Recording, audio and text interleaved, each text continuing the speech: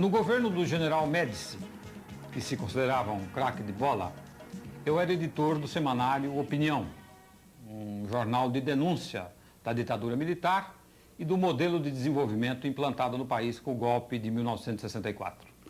Era uma época difícil. A repressão era intensa. As torturas matavam e mutilavam. A censura à imprensa democrática e popular era brutal. Era também a época do milagre econômico e no país se desenvolvia o sonho do Brasil Grande. Em novembro de 72, o jornal Opinião publicou esta manchete: dívida externa do Brasil, 10 bilhões de dólares. Nós éramos então uma voz isolada. Os que acreditavam no milagre econômico achavam que a dívida estava sob controle. No entanto, a história nos deu razão.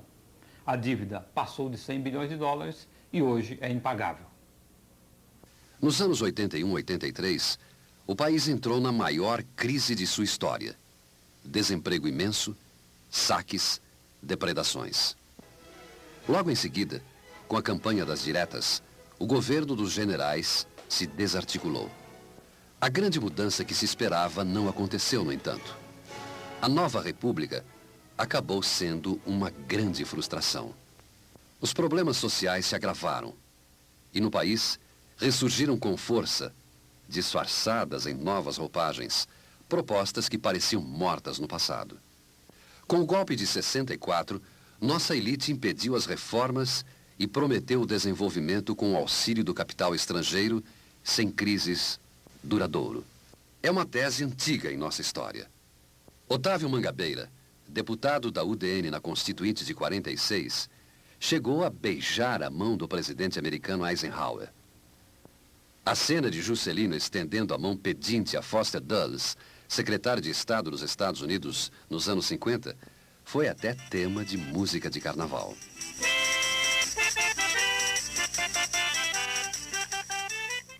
As luzes das grandes metrópoles dos países capitalistas ricos atraem nossas elites.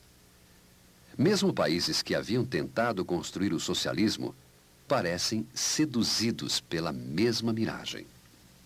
Com as eleições de 89, volta-se a tese de que a salvação é abrir o país. De novo, vende-se a ideia de que a solução virá de fora e que a salvação está nas mãos de um iluminado. Desta vez, sem farda, que caçará os corruptos e defenderá as cores de nossa bandeira.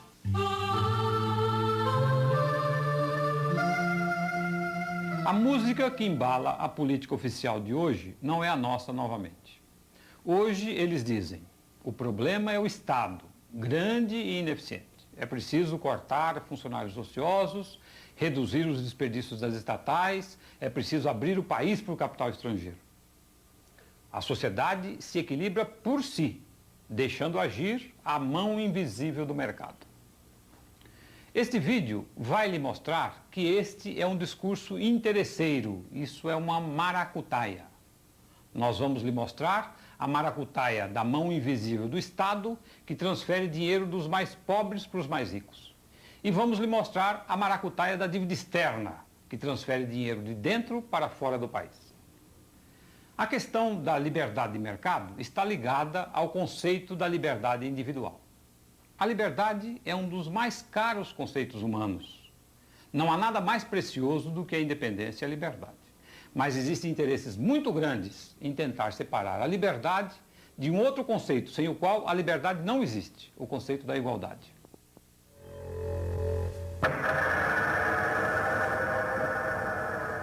É na segunda metade do século XVIII, no processo de luta da burguesia nascente contra os grandes senhores de terra, cheios de direitos e regulamentos, que se consolida a ideia da importância da livre iniciativa.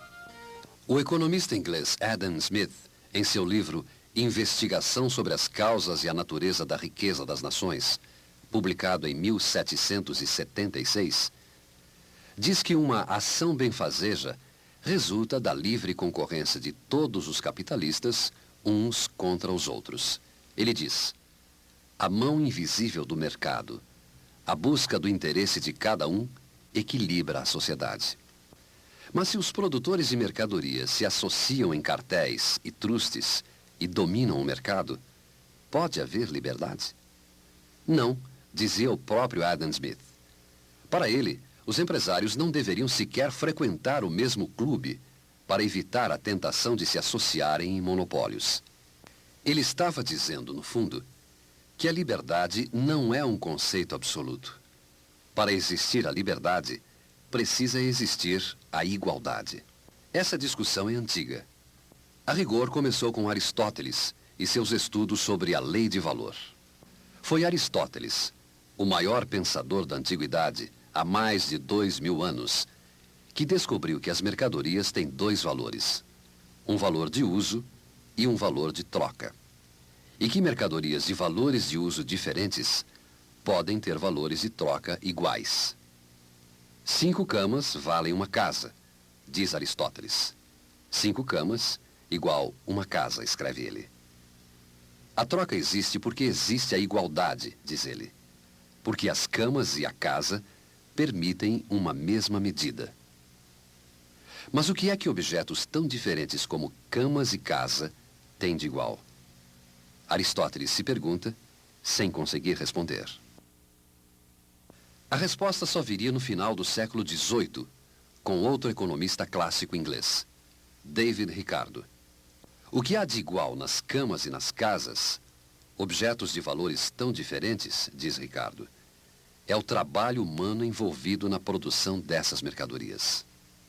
E por que Aristóteles não conseguiu descobrir que o trabalho humano é a medida da igualdade do valor? Karl Marx responde em O Capital, a grande obra de crítica à economia clássica. Aristóteles era o filósofo de uma sociedade baseada no trabalho escravo. A compreensão da igualdade do valor de todos os trabalhos humanos só pôde existir quando a escravidão do mundo antigo e a servidão do mundo medieval foram superadas. A partir do momento em que a igualdade política entre todos os homens se afirmou. O patrão é igual ao operário. O latifundiário vale tanto quanto o camponês. Foi a Revolução Francesa que proclamou esta verdade síntese, esta verdade política fundamental. Todos os homens são iguais.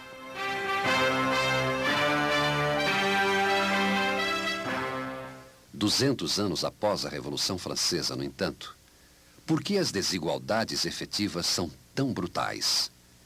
Por que uma minoria pode se deslocar livremente pelo mundo, gozando de todos os prazeres, e uma maioria imensa vive tão grandes privações?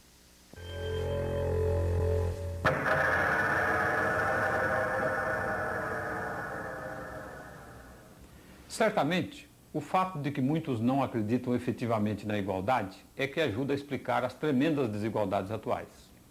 Aceita-se a ideia da igualdade política apenas parcialmente. Todos são iguais, mas para eleger um salvador da pátria. Para governar, não. Governar é tarefa para homens cultos e iluminados.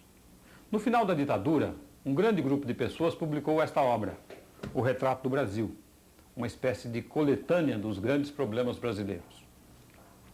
No Retrato Brasil, no seu capítulo final, nós publicamos este gráfico, o gráfico do PIB, o Produto Interno Bruto, a soma de todos os bens e serviços produzidos no país. O gráfico mostra uma extraordinária ligação entre política e economia, e nós o usamos para combater a ideia de que existe um salvador da pátria. A história do Brasil é determinada pela honestidade e competência dos grandes homens que nos governam. É o que se pensa. Getúlio fez a revolução. Getúlio deu golpe. Getúlio voltou. Getúlio morreu. Juscelino fez Brasília. Jânio vem aí. Jango caiu. Médici fez o milagre. Tancredo morreu. E o país está perdido. Vejam nossa história, porém, como se fosse a evolução do PIB. Não é uma reta para o abismo, nem para as alturas. Tem altos e baixos, que correspondem à nossa política com bastante precisão. 1930. No Brasil repercutiu a quebra da Bolsa de Nova York e a crise se alastrou. Aqui houve uma revolução. O governo da Aliança Liberal, chefiado por Getúlio, tomou o poder. 1945. Guerra Mundial. Queda da ditadura do Estado Novo. 1954. O PIB dá uma resvalada para baixo e quase despenca. Getúlio suicida-se. 1964. Estagnação econômica. Crise. Golpe militar. Tem início os governos militares pró-americanos. Começo dos anos 80. Crise enorme. Queda do governo militar. Nova República.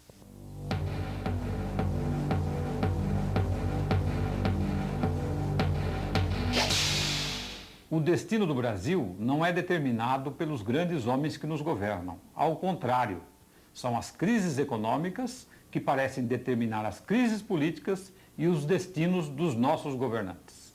Vejam dois exemplos. Nos tempos do milagre, o Brasil ganhou a Copa e Médici era o maior. Arena, o partido oficial, ganhou disparado as eleições. Depois, quando veio a crise, o PDS, que sucedeu a Arena, praticamente desapareceu. O mesmo aconteceu com o PMDB. Quando o presidente Sarney congelou os preços no plano cruzado, Sarney era saudado pela multidão por onde passasse.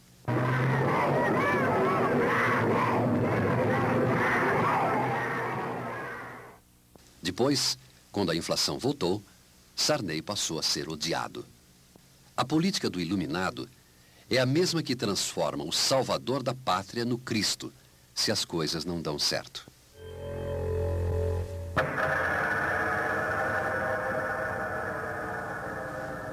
Examinemos agora a teoria de que o capital estrangeiro poderá salvar nossa pátria. Esta é uma teoria que a imprensa nacionalista e popular estuda há décadas. No jornal Movimento, outro símbolo da resistência democrática e popular à ditadura, nós denunciamos praticamente cada 10 bilhões de dólares de subida da dívida e de controle crescente da economia brasileira pelos capitais estrangeiros. Veja agora a lógica que comanda este capital. Hoje, muita gente pensa que basta o presidente americano George Bush querer que ele pode ajudar o presidente Collor de Mello a fazer o Brasil progredir. Que basta o presidente Collor de Mello se dispor que ele fará com que os capitais estrangeiros corram para a nossa pátria.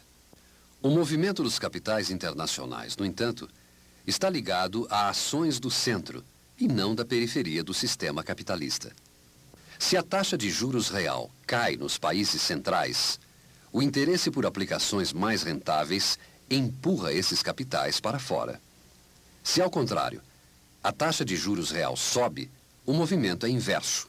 Os capitais fluem para o centro. Observe o movimento efetivo da taxa de juros real nos países capitalistas centrais. Esta é a prime rate, a taxa de juros real cobrada pelos grandes bancos de Nova York. Ela cai dos anos 60, época do golpe, até meados dos anos 70. É este o período em que os capitais vêm para o Brasil. A partir de meados dos anos 70, a tendência se inverte. A taxa de juros nos Estados Unidos dispara para os níveis mais altos da história do capitalismo. É este o período em que os capitais saem do Brasil. O período em que o nosso país começa a pagar a sua dívida externa. Como se vê, pensar que o Brasil pode determinar o sentido do movimento dos capitais internacionais é um engano tão grande quanto pensar que foram os índios que chamaram Cabral para descobrir nossa terra.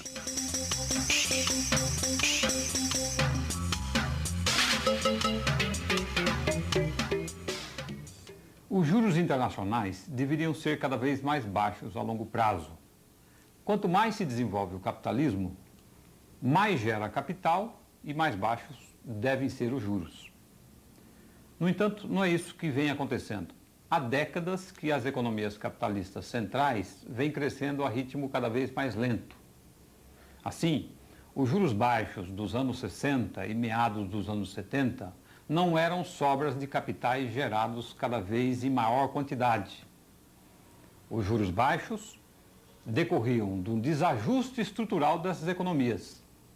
Vejam como sobe exatamente nessa época, por lá, a inflação. Os que deram o golpe contavam com o capital estrangeiro como capitais saudáveis que iam nos salvar. No entanto, O que eles estavam trazendo para o Brasil eram capitais doentes, associados a uma crise inflacionária. Dona Carla Hill, a representante comercial americana, que considerou o nosso presidente novo tão charmoso, pode mudar essa situação? Ela pode acabar com a inflação nos Estados Unidos? Ela pode abaixar as taxas de juros internacionais?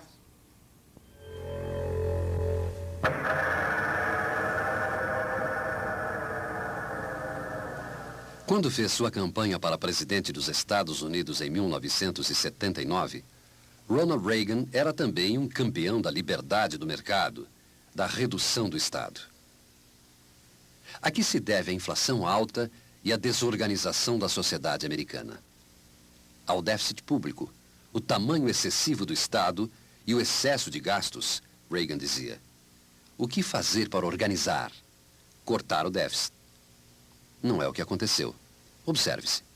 Nos 200 anos de George Washington a Reagan, a dívida pública americana vai de 0 a 1 trilhão de dólares. E nos 8 anos de Reagan, o déficit pula para 3 trilhões. Reagan fez um ajuste. Mas o ajuste dos conservadores tem uma retórica. O Estado gigante prejudica a todos de modo igual. E tem a prática. O Estado comandado pelo capital financeiro corta certos gastos na área social e eleva outros, o pagamento de juros. Observe o orçamento do governo Bush para 1990. O déficit é gigantesco, 151 bilhões de dólares, mais que toda a dívida do Brasil. E a que ele se deve? Ao pagamento de juros. Veja, 169 bilhões em 1990. Mais de 10 vezes os gastos com ciência e tecnologia. Mais de 10 vezes os gastos com conservação de energia e meio ambiente. Para entender a ação do Estado hoje, é preciso entender primeiro que o Estado capitalista de hoje não é o de Adam Smith.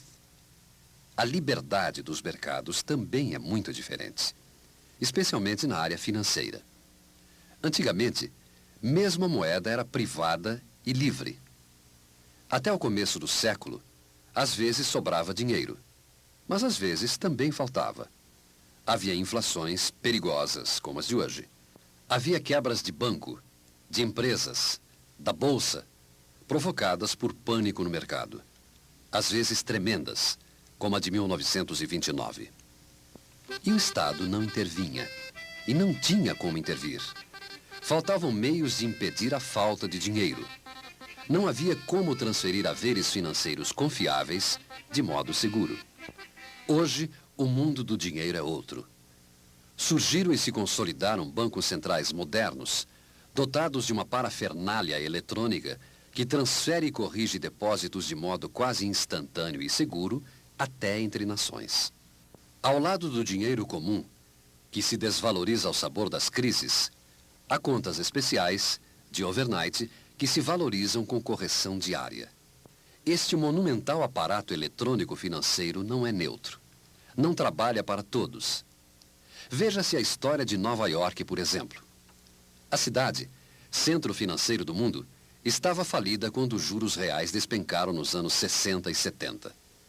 E se recuperou nos anos 80, quando o Banco Central dos Estados Unidos puxou os juros para as alturas, mas não de modo igual para todos. O ajuste que valorizou a poupança financeira aprofundou de modo assustador a distância entre duas Novas Yorks. A Nova York onde ficam as grandes lojas, os grandes museus e restaurantes do mundo, onde estão Wall Street e a Prime Rate dos níveis mais altos da história, e a Nova York do Harlem e do Bronx, bairros de negros, porto-riquenhos e americanos pobres, com fronteiras sociais de aço fechados até para os brancos, e onde a miséria e a violência são brutais, superiores à dos países pobres da África. Os americanos devem hoje 3 trilhões de dólares. Precisam manter os juros altos para atrair capitais, para cobrir essa dívida pública gigantesca. O ajuste que fizeram, anunciado como austero para reduzir o consumo geral, só cortou o consumo dos mais pobres. elevou a renda das camadas mais ricas que recebem juros, aumentou o consumo elitista e transformou os Estados Unidos num grande supermercado importador. O país tem um déficit comercial regular entre 150 e 200 bilhões de dólares há anos. As nações ricas e com capacidade de competição industrial exportam então maciçamente. A Alemanha teve um saldo de quase 100 bilhões de dólares no comércio externo em 89. O Japão, de 60 bilhões. Exportam especialmente para os Estados Unidos. O capital financeiro japonês e alemão pega os dólares que obtém e compra títulos do Tesouro, empresas e imóveis nos Estados Unidos. Aí, armam-se guerras comerciais. A que isso pode levar? Na história, nunca levou a nada de bom.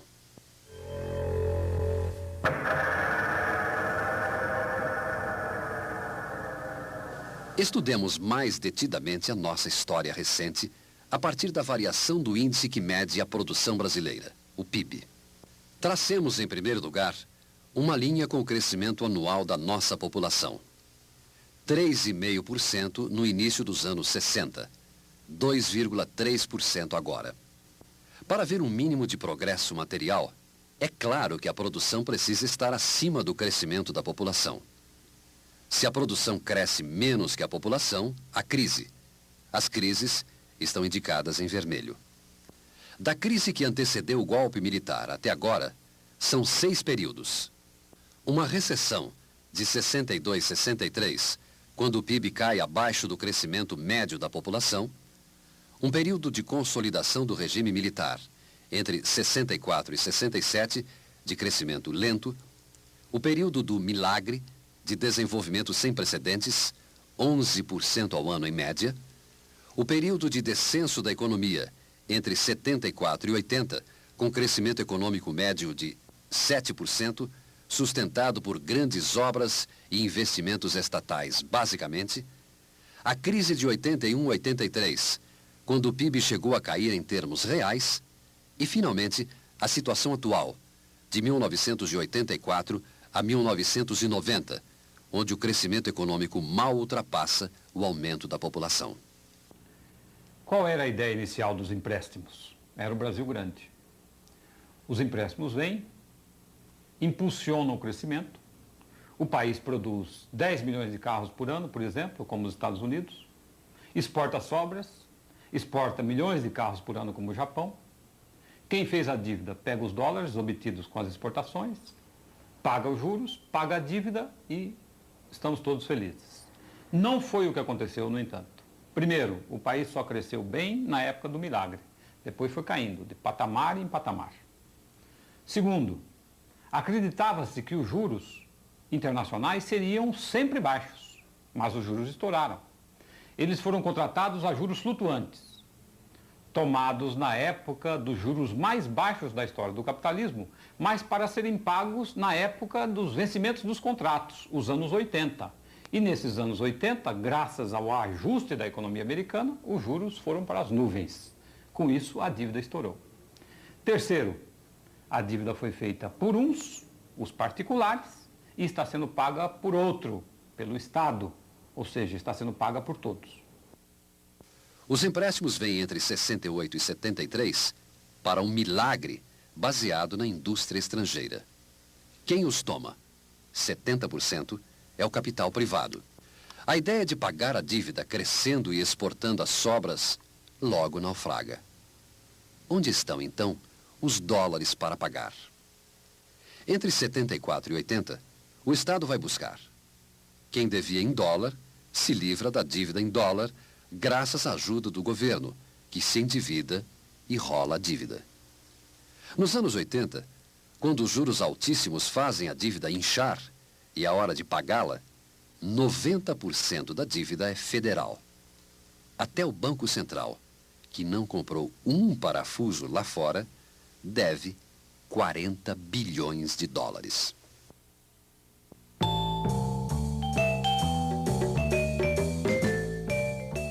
O Brasil visto da Avenida Paulista e de seus bairros ricos, os Jardins, centro moderno de São Paulo, parece o Brasil grande do sonho dos golpistas de 64. O que falta para chegarmos aos Estados Unidos e o Japão?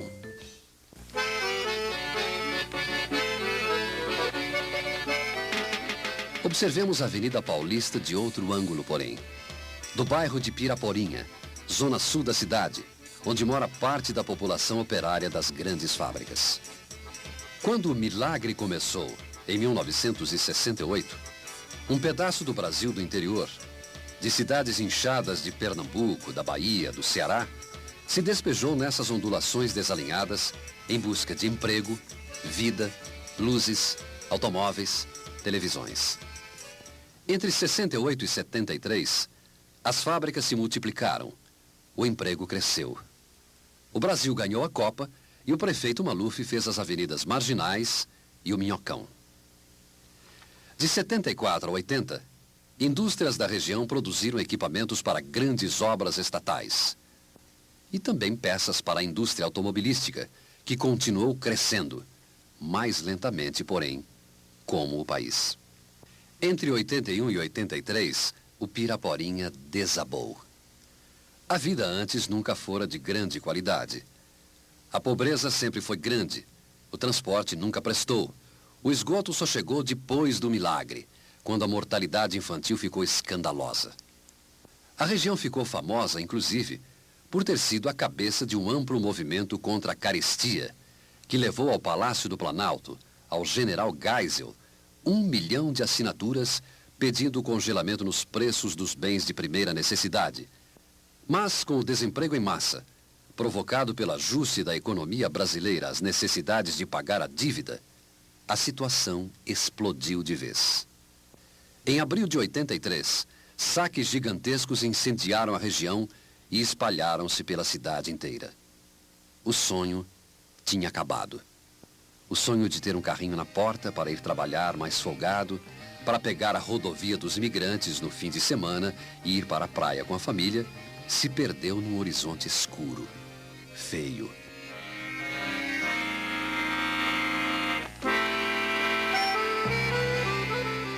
Da Paulista, o panorama é outro.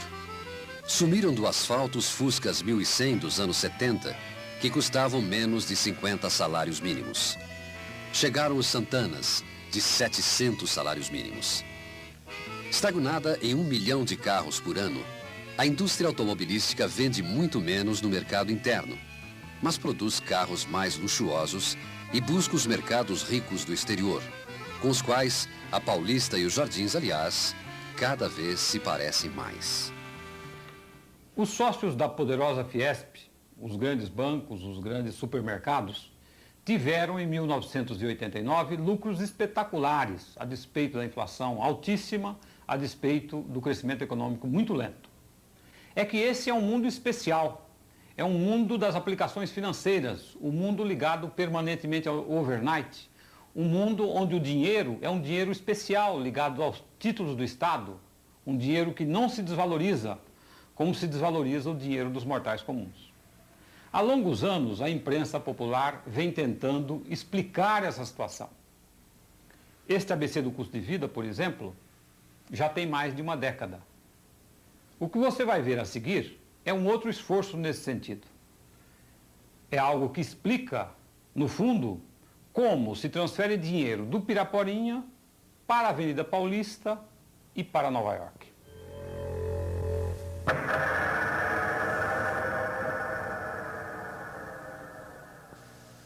Observe, de um lado está o Brasil, de outro, o exterior. No Brasil é preciso separar os exportadores e os devedores. Os exportadores brasileiros vendem suas mercadorias no exterior e recebem dólares, representados pelo Bloco Verde. Quem deve dólares lá fora, compra os dólares dos exportadores e os troca pelos títulos da dívida. E os papéis, ainda não resgatados, crescem com juros. Resultado: eles ficam com nossas mercadorias, com os dólares e mais títulos para trocar por mais mercadorias. Nós, só com papéis. É um jogo bruto contra o Brasil. Veja no replay. A dívida brasileira está registrada em títulos. O valor desses títulos cresceu enormemente em função da mão invisível do Estado americano, que elevou os juros internacionais no ajuste de Reagan. Assim, a dívida cresceu sem que o Brasil tivesse comprado uma máquina a mais. O pagamento da dívida se faz com mercadorias. Não dá para pagar enviando navios cheios de cruzados.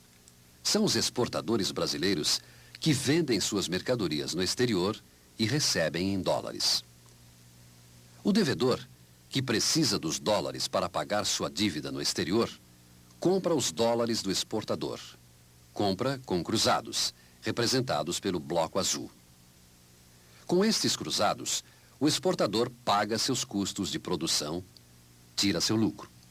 E os dólares voltam para o exterior em troca dos títulos da dívida brasileira.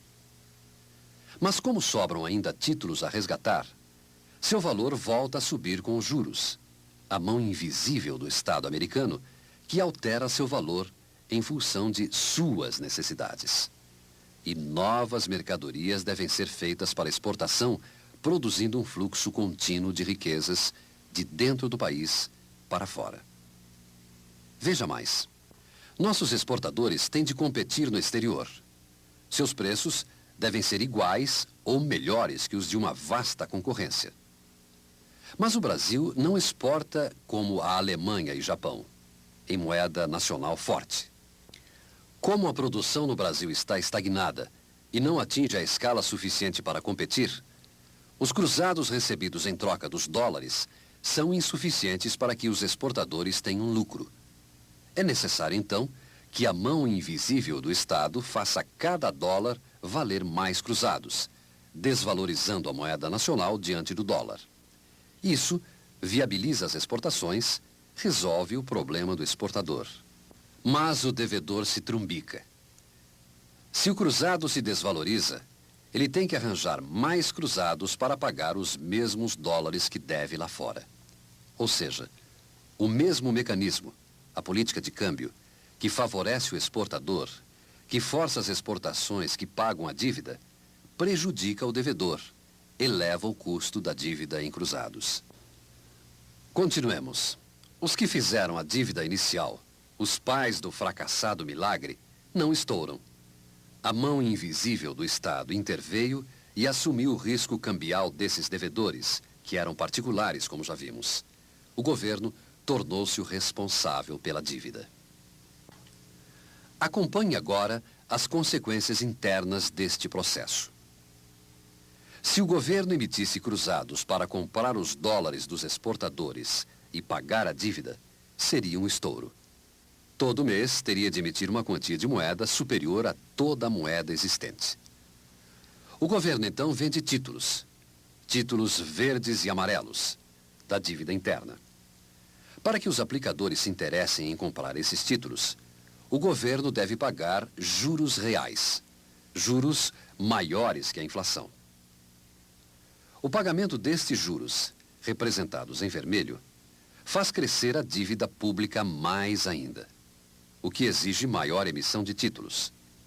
Os grandes capitalistas são os que aplicam nesses títulos, protegendo o seu dinheiro através do mecanismo chamado overnight. Veja agora qual é o papel da mão invisível do Estado na relação entre o dinheiro do grande capitalista e o salário do trabalhador, representado pelo bloco amarelo. Suponha que no começo do mês o salário seja 1.000 e a inflação seja de 30%. Quando o salário chegar no final do mês, só vai valer 700. A inflação fez com que ele perdesse 300. O grande capitalista, no começo do mês, tem o valor de 1.000, equivalente ao salário do trabalhador, aplicado em títulos do governo. Ao longo do mês, o governo vai lhe pagar juros pelo menos iguais à inflação. Ou seja, o grande capitalista ganha pelo menos 300 em juros. No final, é como se a inflação puxasse o salário do trabalhador diretamente para o bolso do grande capitalista. O trabalhador que consegue poupar um mês de salário e depositar numa caderneta de poupança poderia ter a impressão de que está protegido da inflação. No começo de cada mês, ele compra todas as mercadorias que precisa para o mês em curso, com a poupança corrigida do mês anterior. Isso não funciona. Funcionaria se a inflação fosse constante, fosse 0 ou fosse 1000%. Acontece que, no capitalismo em geral, os preços nunca são estáveis. E no Brasil, particularmente, os preços são sempre ascendentes. Quem se protege, então, com esse mecanismo financeiro é quem consegue corrigir seus preços cada vez mais para cima e cada vez mais frequentemente. Por exemplo, os donos das mercadorias, que corrigem os preços das mercadorias, e esses índices de correção dos preços só vão se refletir sobre os salários, muitas vezes dali a 2 meses. Ou quem tem grandes fortunas no overnight, que tem sua fortuna corrigida diariamente e com juros reais, portanto, juros acima da inflação. O sentido desse processo financeiro, no geral, é claro. Ele mantém a economia funcionando, mas a ritmo cada vez mais lento, com o consumo se concentrando cada vez mais nesses que têm sua riqueza corrigida, e o Estado afunda cada vez mais em dívidas. As mordomias, os funcionários ociosos, os desperdícios, eles existem, é claro. São despesas imorais, são despesas condenáveis, merecem campanhas de condenação. Mas isso são gotas diante do oceano de despesas financeiras do Estado, que são um problema maior. Agora você vai assistir o que nós poderíamos chamar de um compacto com os melhores momentos da ação da mão invisível do Estado. A dívida externa transfere riqueza de dentro para fora. A dívida externa provoca uma aceleração da dívida interna. O pagamento de juros da dívida interna engorda os grandes capitalistas. A inflação transfere riqueza dos mais pobres para os mais ricos. Veja-se finalmente o orçamento do governo brasileiro para o ano de 1990 em valores percentuais. Despesas globais, 100%. Despesas com a dívida interna, 64%. Evidentemente, o governo não pode pagar uma dívida interna tão monumental como essa. A previsão é de que ele emita em 1990 títulos novos em quantidade suficiente para rolar 90% dessa dívida, prevê o orçamento. Ainda assim, terá que usar 6,4% de todo o orçamento de receitas para pagar juros reais da dívida. Isso é mais do que todo o custo do funcionalismo federal, de 5,4% do orçamento.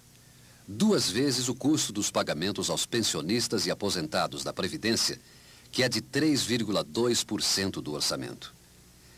É mais de 10 vezes superior ao que o orçamento destaca como investimentos prioritários, escolas, hospitais, estradas de que o povo precisa, igual a 0,6% apenas.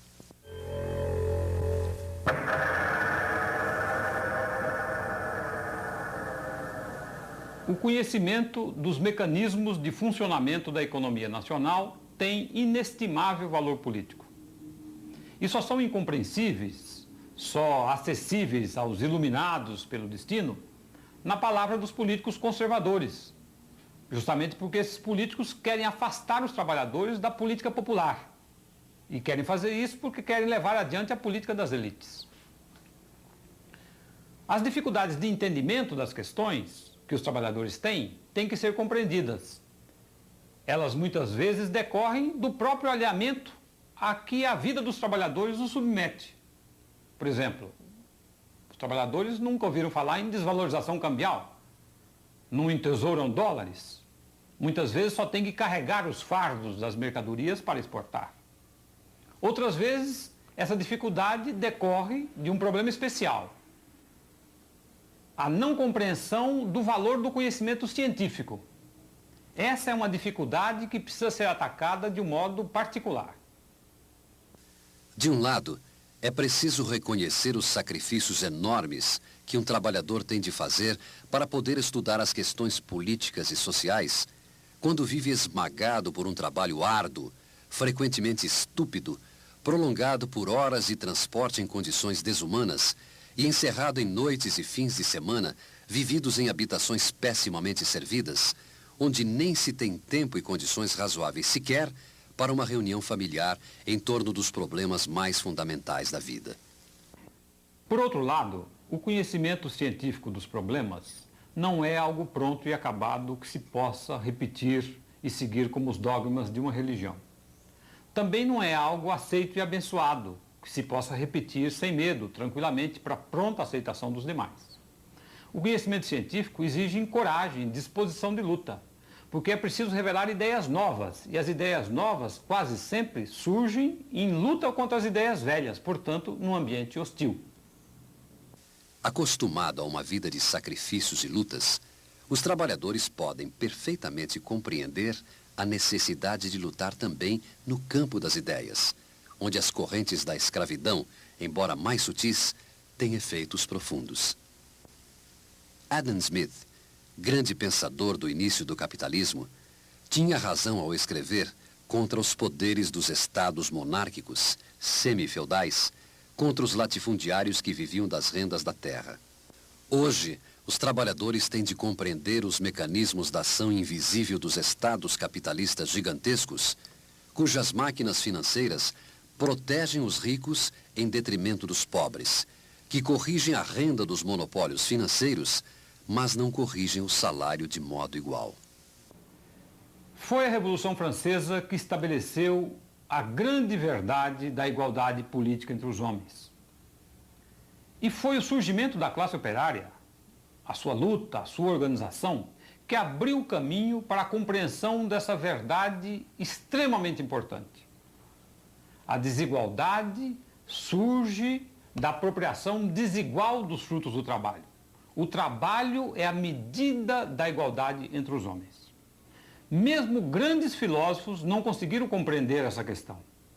E certamente será a elevação do nível de consciência dos trabalhadores que permitirá compreender que não basta apenas reduzir o tamanho do Estado, mas é preciso terminar com todo tipo de exploração.